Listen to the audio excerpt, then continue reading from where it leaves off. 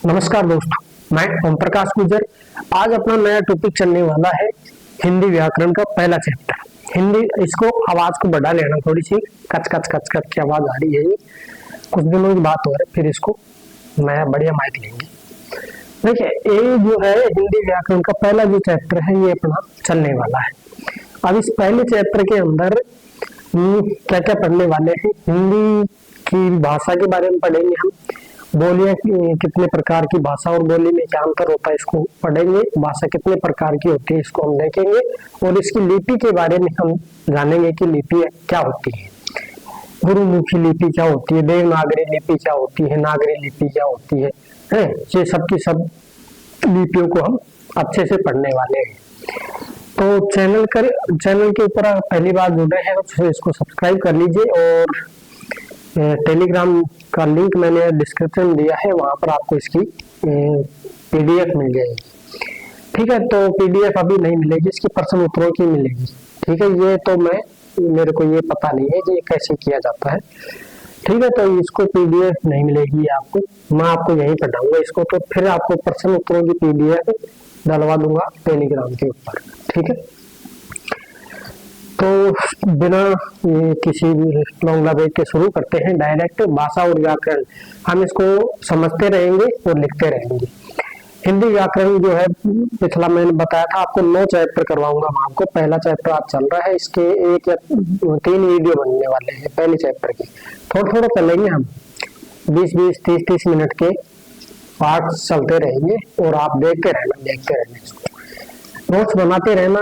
या आपके पास किताब है, कोई नया पॉइंट मिल जाता है तो उसकी, जो राजस्थान बोर्ड की किताब चल रही है, राजस्थान बोर्ड की किताब के पॉइंट, अगर आपको कोई नया पॉइंट मिल जाता है तो आप अपने बेसिक नोट्स जो है उनके अंदर इनको फिट करते चलना। फिट, ठीक है, कोई नया पॉइंट मिल जाए तो उसको फिट करते चलना।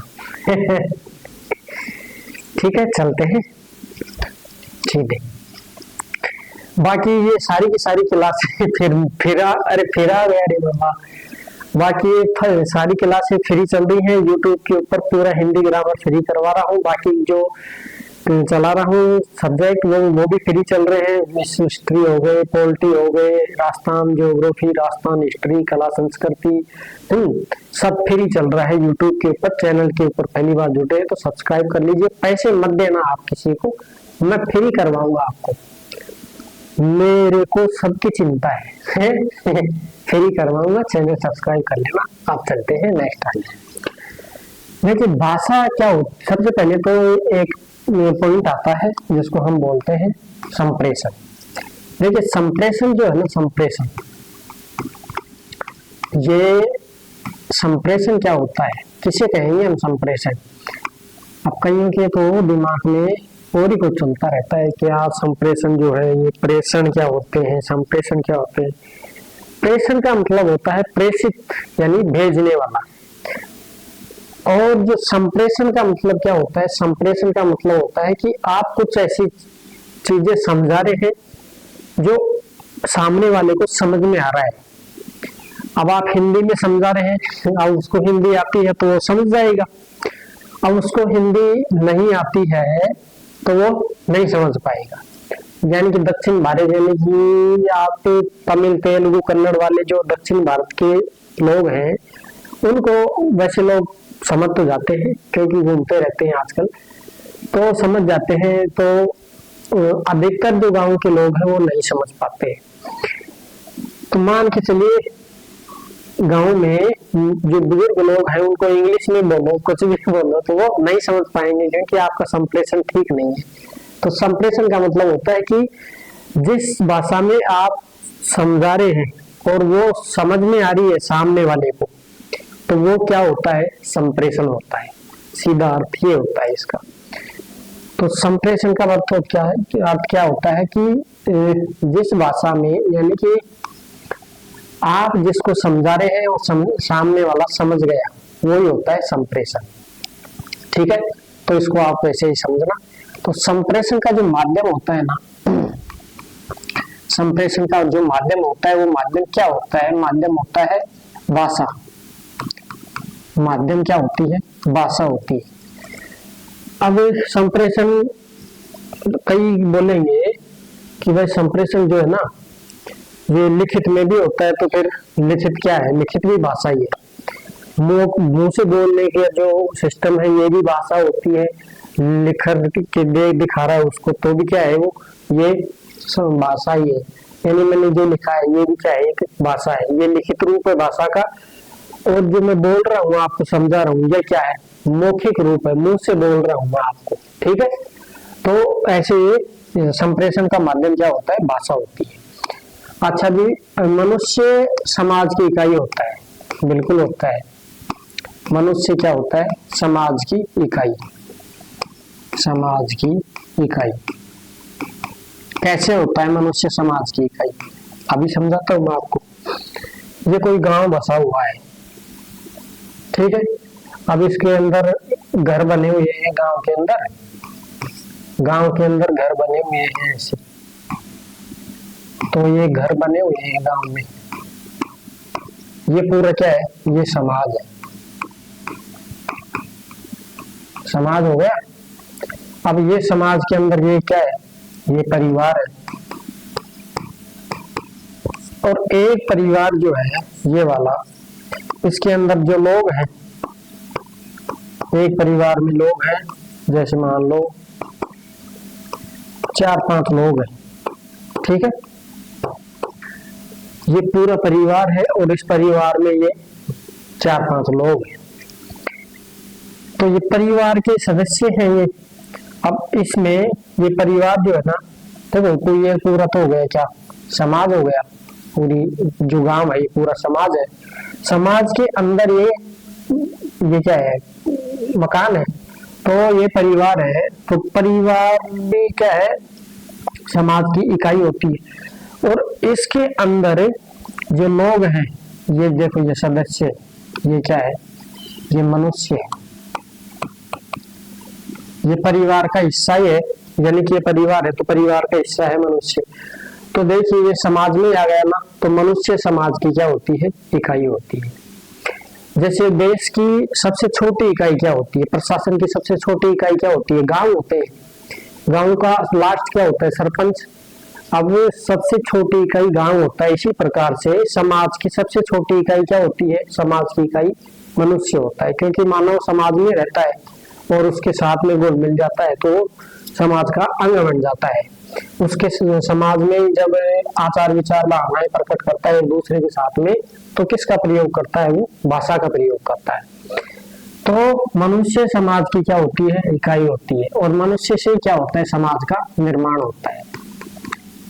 मनुष्य से समाज का निर्माण होता है।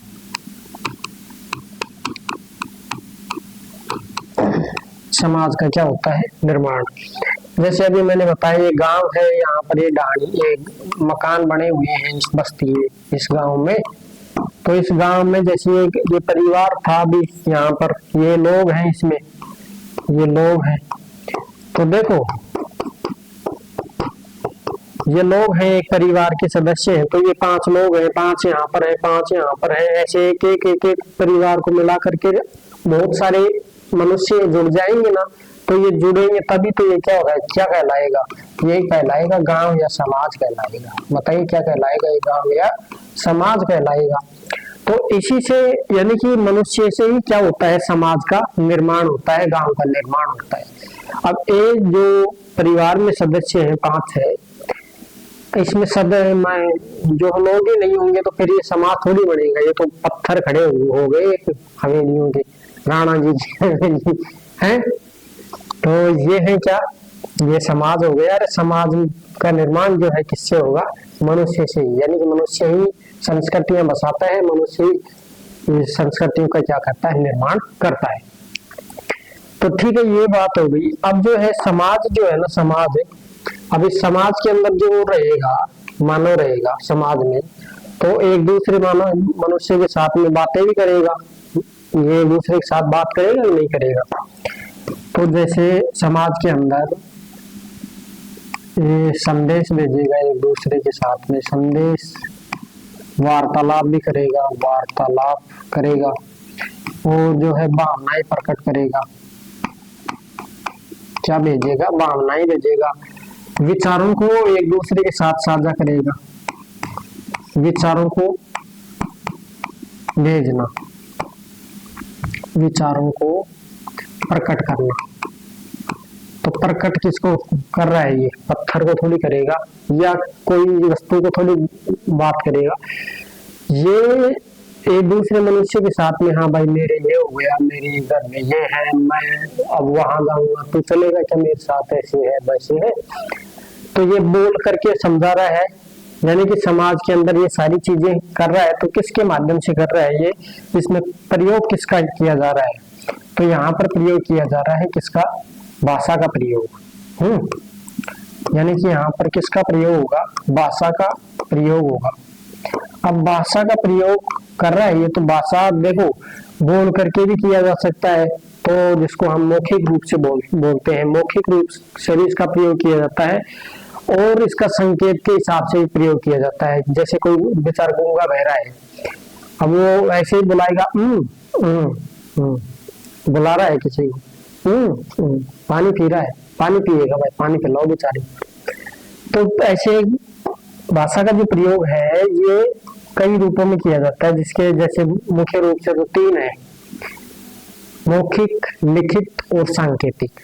अब हम यहाँ पर फिलहाल जो पहला जो इसका जो चैप्टर है, जो पहला पन्ना है ना इसका, अपनी जो किताब है इसका पहला पन्ना है, उसके अंदर हमारे को 2 का प्रयोग मिलता है। एक तो है सांकेतिक, सांकेतिक, सांकेतिक प्रयोग होगा।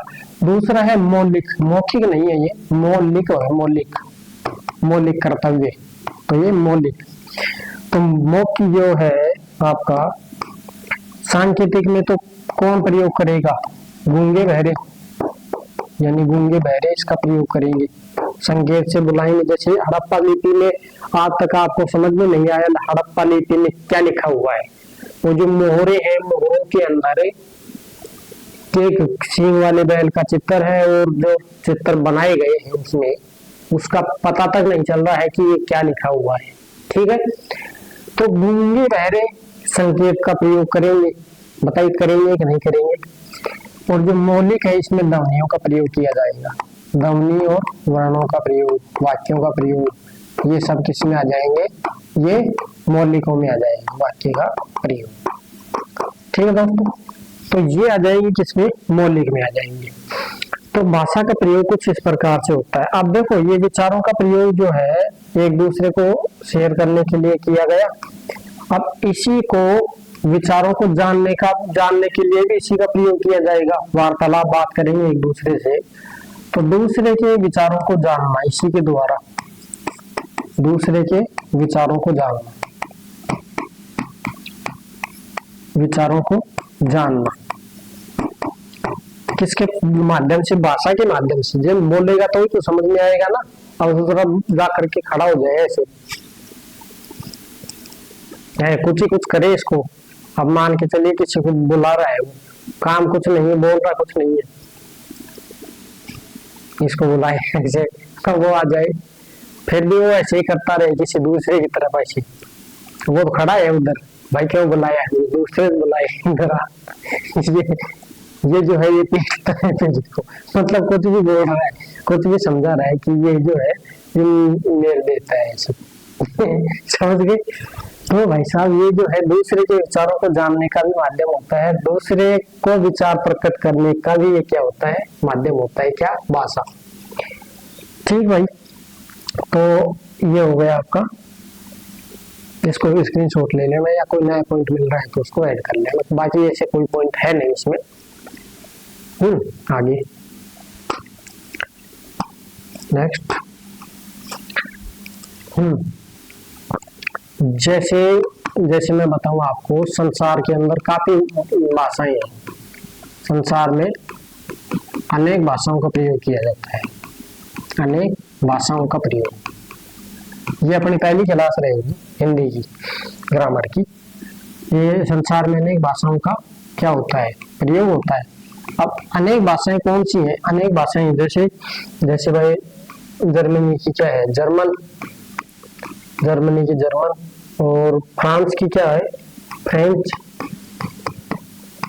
इटली की इतालवी, इतालवी के अलावा जैसे अंग्रेजी, अंग्रेजी के अलावा जो है अरबी, अरबी, और फिर अब भारत की आ जाओ संस्कृत, हिंदी, उर्दू, सिंधी, और आपकी जो है बोटी लद्दाख और जम्मू कश्मीर में, और जो है पंजाबी, बंगाली, बंगाली, उड़िया, असमी, और जो है आपकी तमिल, तेलुगु, तमिल, तेलुगु, मलयालम, तमिल, तेलुगु, मलयालम, मलयालम, कोंकणी, गोवा की कोंकणी, जैसे मराठी, गुजराती, ये सब क्या है, ये भाषाएं हैं। अब देखो भाषाएं जो है ये सारी की सारी ये विदेशी भाषाएं जो है, ये तो विदेशी भाषाएं हो गई, यानी कि दूसरे देशों की, ये अपने भारत की है, ये क्या है, भारत की भाषाएं। अब भारत का जो भाषा निर्माण हुआ था वो किसके आधार पर किया गया था? देखिए भारत का जो कोई भी देश बनता है ना, जैसे राष्ट्रीय राज्यों की अवधारणा आई है, तो राष्ट्रीय राज्यों की अवधारणा जो आई थी उसमें क्या हुआ था कि भाषा के आधार पर देशों का गठन किया गया था। जैसे अंग्रेजी जहां पर बोली जा रही है वहां पर इंग्लैंड देश का गठन कर दिया गया। इसको इस दूसरे को ऊपर घूम देता हूँ ताकि दिखाई दे सके आपको ठीक से। ठीक है, जैसे इंग्लैंड का निर्माण अंग्रेजी के माध्यम से हुआ, जो फ्रांस बना है फ्रेंच भाषा के आधार पर बना है, इटली का निर्माण इतालवी भाषा के आधार पर हुआ।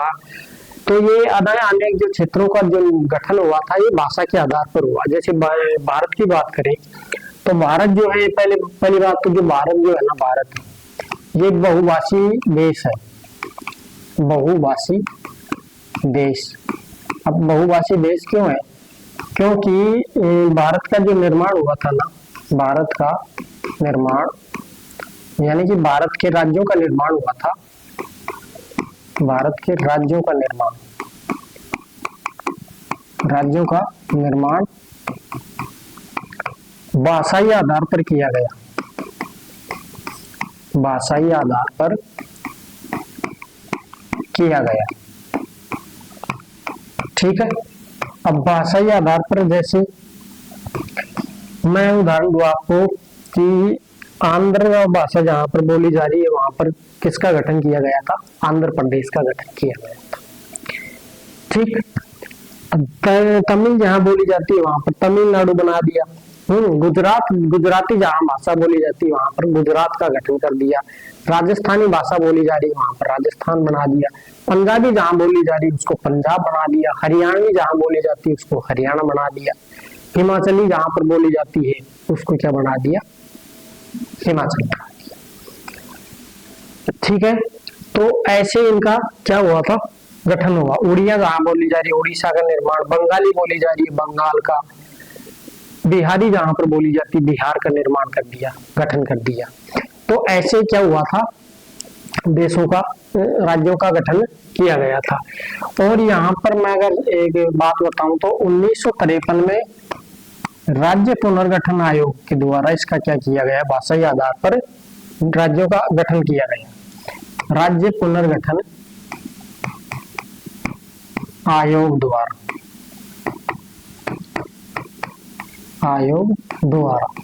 इसका जो अध्यक्ष रहा था वो अध्यक्ष रहा था फैजल अली।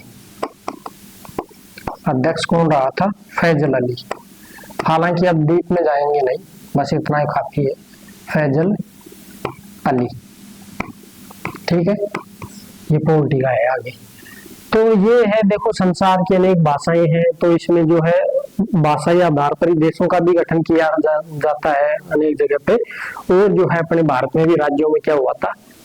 भाषा के आधार पर ही राज्यों का गठन किया गया था। तो अब नेक्स्ट आगे चलते हैं। और हम देखते हैं नेक्स्ट कि जो है अब अपना जो भाषाएं हैं वो बदलती रहती हैं एक साथ। जैसे 1000 साल बाद में दूसरी भाषा आ जाएगी। पहले सबसे प्रथम की अगर बात करें तो सबसे प्रथम की बात करें तो पहले क्या थी? संस्कृत थी। सबसे पहले की बात करें तो क्या थी? संस्कृत। अब संस्कृत भी जैसे 2 भागों में बट गई थी, ठीक है। लौकिक संस्कृत हो जाएगी, फिर जैसे वैदिक संस्कृत हो जाएगी। तो ऐसे इनका विभाजन होते होते इनमें अपभ्रंश हुआ। अपभ्रंश का मतलब होता है कि इनमें बिगाड़ होता गया, यानी कि अपभ्रंश अपभ्रंश अपभ्रंश का मतलब होता है बिगाड़, यानी ये बिगाड़ होता रहा और आगे बढ़ते रहे इनमें से। फिर ये जैसे आगे और चलती गई तो फिर यहाँ पर जो है प्राकृत हो गई। प्राकृत के बाद फिर इसमें और बदला हुआ तो पाली हो गई। फिर ऐसे ये पाली छोटा आएगा, पाली जो है पाली हो गई। पाली के अलावा फिर आगे चलते चलते आपको ब्रंश से शोर सैन सैनी वगैरह ऐसे चलते चलते और फिर क्या हुआ था कि हिंदी आई थी लास्ट में 1000 ईस्वी में। हिंदी क्या आ गई? हिंदी आ गई भाषा। तो ऐसे जाते जाते फिर हिंदी से बनी, फिर राजस्थानी बनी। राजस्थानी के बाद गुजराती हो गई, गुजराती, बंगाली, उड़िया, ऐसे इनका क्या हुआ था? विकास हुआ था। तो इसको हम बाद में समझेंगे, पहले आपको थोड़ा सा समझा देता हूँ। बेसिक परिचय बता रहा हूँ अभी आपको। ये पाठ नहीं है, पाठ ही है वैसे तो, लेकिन ये बेसिक परिचय वाला पाठ है। तो ये ग्रामर अब आगे चलेगी, तो ये बेसिक नॉलेज दे रहा हूँ मैं थोड़ा सा आपको। तो देखिए ये क्या हुआ था कि जो भाषाएं है ना, लिख देता हूं मैं, भाषाएं जो है एक जैसी नहीं रही, एक जैसी नहीं रही। समय के साथ अन्य भाषाओं के शब्दों का मेल इसमें होता रहा। समय के साथ अन्य भाषाओं के शब्द धीरे धीरे जुड़ते रहे, धीरे धीरे जुड़ते गए और परिवर्तन होता गया, परिवर्तन होता गया तथा नई नई भाषाएं आती गई, नई नई भाषाएं आती गई। इसी प्रकार से क्या हुआ था? हिंदी आई थी लास्ट में, संस्कृत से होती होती होती होती होती होती ऐसे आई थी। अब देखो इनका जो संस्कृत से लेकर के आज तक, राजस्थानी और हिंदी आज तक की जो अपनी जो ढांचा चल रहा है उसको भी हम विकास में समझेंगे, आगे समझेंगे। पूरा स्ट्रक्चर बना के इसको बढ़िया से समझाऊंगा मैं आपको। ये बेसिक सब परिचय दे रहा हूँ, बेसिक परिचय, ताकि आपको बाद में थोड़ा सा दिक्कत ना आए, इसलिए मैं आपको थोड़ा सा समझा रहा हूँ। ये बेसिक परिचय चल रहा है। तो ये देखो समय के साथ में इनमें अनेक भाषाओं के शब्द जुड़ते गए, फिर इनकी जो है ये जो शब्दकोश है ये बढ़ता गया। इसी प्रकार से बाद में जाकर के दूसरी भाषाएं बढ़ती गई, गुजरती गई ये शब्द। फिर कोई नई भाषा आ गई, फिर उसमें जुड़ गई। ऐसे पूरा अपभ्रंश चलता रहा, यानी कि बिगाड़ होता रहा और आगे चलता रहा। अब तक ऐसे ही चल रहा है, इसको हम समझेंगे आगे। तो अपनी जो एक भाषा होती है जिसको बोलते हैं खड़ी हिंदी, हिंदी खड़ी। देखिए एक अपनी भाषा है हिंदी खड़ी, हिंदी खड़ी बोली, ये खड़ी हिंदी बोलते हैं इसको। खड़ी हिंदी में शब्दकोश का जो विकास हुआ था ना, वो ऐसे ही विकास हुआ था कि भाई स्थानीय बोलियों से शब्द उठा लिए, विदेशी भाषाओं से शब्द उठा लिए, और ऐसे करते करते इसके शब्दकोश में क्या होती रही? बढ़ोतरी होती रही, वृद्धि होती रही। तो खड़ी हिंदी के शब्दकोश में शब्दकोश में स्थानीय या इसी को बोलते हैं जनपदीय, स्थानीय को बोलते हैं क्या, जनपदीय बोलियों और विदेशी भाषाओं प्लस विदेशी भाषाओं के शब्दों का मेल होता गया। विदेशी भाषाओं के शब्दों के मेल से शब्दकोश का विकास होता गया। शब्दकोश का विकास होता गया।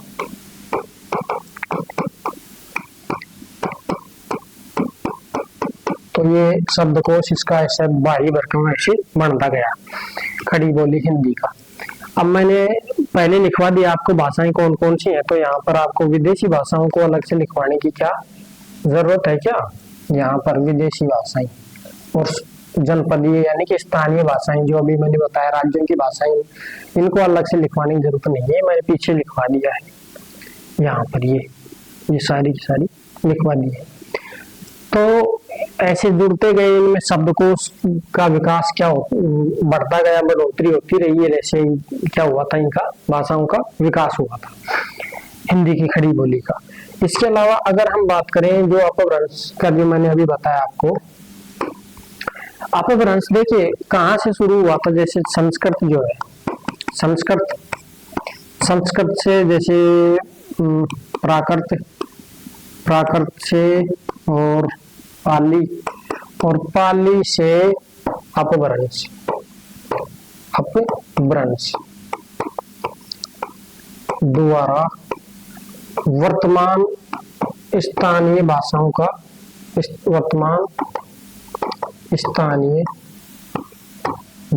का विकास हुआ। भाषाओं का क्या हुआ, विकास। तो ये चरण कुछ इस प्रकार से चलता आया है और ऐसे इनका विकास होता गया। इसके अलावा जैसे कोई रागात्मक अगर अनुभव अपने को करना है, गाने हैं डीजे उजे के ऊपर जो ठुमके लगाने हैं, तो उसमें जो राग उत्पन्न होता है वो भी किसका होता है, भाषाओं का ही होता है। जो भाषा उसमें कठोर हो, तो उसमें थोड़ा लय नहीं है, तो उसमें जो है डांस वूंस करने के लिए थोड़ा मन नहीं करेगा। और एक सुरीली मधुर आवाज हो, उसमें थोड़ा मन को भी भाए हो, तो उसमें नाचने गाने का भी क्या होता है, मन करता है। तो रागात्मक अनुभव भी किससे होता है, जो जुड़ाव होता है वो किससे होता है, मधुर भाषाओं से ही होता है। ठीक है, तो अभी मैंने बताया आपको, अभी मैंने एक चीज बताई नहीं है, हालांकि क्या बता दिया मैंने, अभी आपको ये चीज बताई नहीं है, चलो मैं बताऊंगा आगे। आप देखो, अपनी जो भारत की जो भाषा है, राष्ट्रभाषा है, एक राज्य भाषा है, कौन सी भाषा है। देखो जो भारत है ना, अपना देश है भारत है, तो भारत की राजभाषा जो है ना, राजभाषा, तो भारत की राजभाषा कौन सी है, भारत की एक तो राजभाषा है और एक है भारत की राष्ट्रीय भाषा। जैसे राष्ट्रपिता है तो राष्ट्रभाषा, राष्ट्र पक्षी है, राष्ट्रगीत है, राष्ट्रीय गान है, तो राष्ट्रभाषा क्या है भारत की। तो इसको भी आपको ध्यान देना है, यहाँ पर इम्पोर्टेंट फैक्टर है इनके। देखो मैं बता देता हूँ आपको कि राजभाषा जो है, राजभाषा तो क्या है, राजभाषा है हिंदी, और राष्ट्रभाषा है ना, राष्ट्रभाषा, ये राष्ट्रभाषा क्या है, ये नहीं है, यानी कि ये तय नहीं हुई, अभी तय नहीं हुई, क्या नहीं हुई, तय, राष्ट्रभाषा तय नहीं हुई है। तो राजभाषा क्या होती है, राजभाषा होती है जहां पर जिसमें राज कार्य किए जाते हैं, जिसमें क्या होते हैं, राज्य कार्य, यानी कि राजपत्र जारी हुआ है तो राजपत्र इंग्लिश में जारी होगा या तो हिंदी में जारी होगा। तो भारत राजपत्र की बात कर रहा हूं मैं। तो राष्ट्रभाषा यानी कि जो सरकारी कार्य होते हैं, वो ऑफिसों में कार्य होते हैं, या तो हिंदी में होंगे या फिर अंग्रेजी में होंगे। तो ये तो है कौन सी, हिंदी भाषा। और जो है हिंदी को जो है संविधान में जो दर्जा दिया गया था, वो तो बात की बात है, वो तो प्रकार और उसमें देखेंगे, हिंदी भाषा के ऊपर जब चलेंगे ना उसमें देखेंगे। तो ये क्या होती है, ये राष्ट्रभाषा होती है, यानी कि भारत जैसे अपने जो राष्ट्र पक्षी होते हैं, जो प्रतीक चिन्ह होते हैं ना, ऐसे ही प्रतीक चिन्ह। अब इसका जो मुद्दा है ये तय क्यों नहीं हुआ है, क्योंकि इसके ऊपर कई बार झगड़ा हो चुका है। दक्षिणी भारत के लोगों के द्वारा ये झगड़ा किया जाता है। दक्षिणी भारत के लोगों द्वारा आंदोलन करने पर, लोगों द्वारा आंदोलन करने पर, आंदोलन करने पर फिलहाल यह मुद्दा, फिलहाल यह मुद्दा क्या है, लंबित है। इसको हम ये लिख सकते हैं कि ये दक्षिण भारत के जो लोग हैं ना, इन्होंने ये कहा कि भाई जो दक्षिणी भाषा है इसको क्या बनाया जाए, राष्ट्रभाषा बनाया जाए। तो कोई कहता है हमारी को बनाओ, कोई कहता है हमारी को बनाओ। तो ये ऐसे झगड़ा चल रहा है, तो इसको आपको ध्यान में रखना है। तो ये था आज का अपना छोटा सा पॉइंट। फिर ये शुरुआत ही है अभी तो इसके बाद में 2 वीडियो रहेंगे। फिर अपना सीधा कम टू द पॉइंट व्याकरण के ऊपर चलेंगे, सीधा का सीधा। ये 2 वीडियो अब आएंगे ना, इसका इसी का आएगा, पहला चैप्टर के 2 वीडियो और बनाऊंगा मैं भी। ये तो पहला चैप्टर है, शुरुआत है ये तो। हालांकि अब नेक्स्ट जो आएगी, नेक्स्ट चैप्टर चलेगा वो सीधा ग्रामर का चलेगा, तो टेंशन लेने की जरूरत नहीं है। और वो मैंने करवा रखा है सिलेबस वाला, वो पूरा देख लेना आप पिछला वीडियो को। और चैनल के ऊपर पहली बार जुड़ रहे हैं तो इसको सब्सक्राइब कर लीजिए। और PDF टेलीग्राम का जो लिंक है वो नीचे मैं मेंशन कर दूंगा, उसमें आपको ज्वाइन कर लेना टेलीग्राम को। ठीक है, फिर मिलते हैं नेक्स्ट वीडियो में। Good luck.